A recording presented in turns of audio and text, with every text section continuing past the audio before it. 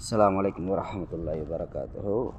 இன்றைய ஹதீஸ், அல்லாஹ்வுடைய தூதர் ரசூலுல்லாஹி ஸல்லல்லாஹு அலைஹி வஸல்லம் கூறினார்கள், அல்லாஹ் மறுமை நாளில், அதாவது விசாரணை நாளில், சிலரை பார்க்கவும் மாட்டான், சிலரிடம் பேசவும் மாட்டான், அவர்களை பரிசுத்தப்படுத்த மாட்டான், அதாவது தூய்மைப்படுத்த மாட்டான் என்று கூறியிருக்கிறார்கள்.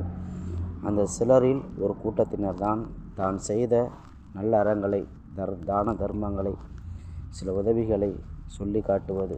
அப்படி சொல்லி காட்டுவதால் அவருடைய நன்மைகள் இந்த உலகத்திலே அழிந்து விடுகிறது.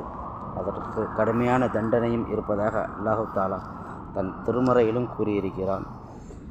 உதாரணத்திற்கு, நாம் ஒருவருக்கு ஒரு வேலை வாங்கி தருவதாக இருக்கட்டும், அல்லது மனம் முடிக்க ஒரு மணப்பெண்ணோ அல்லது மணமகனுக்கோ நாம் ஏதாவது உதவி செய்வதாக இருக்கட்டும், அல்லது பொருளாதார ரீதியாக கடன்பட்டோருக்கு நாம் செய்த உதவியாக இருக்கட்டும், இதுபோன்று எந்த உதவியாக இருந்தாலும் அதனை நாம் அல்லாஹ்விற்காக செய்தோம் என்ற மன திருப்தியோடு அதோடு நாம் ஒதுங்கிக் கொள்ள வேண்டும்.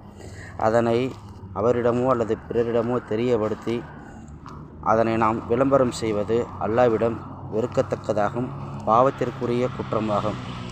ஆகவே நாம் செய்யக்கூடிய நல்ல அறங்களை, நல்ல அமல்களை அல்லாஹ்விற்காக செய்தோம் என்ற மன திருப்தியோடு அதனை அன்றே மறந்துவிட வேண்டும்.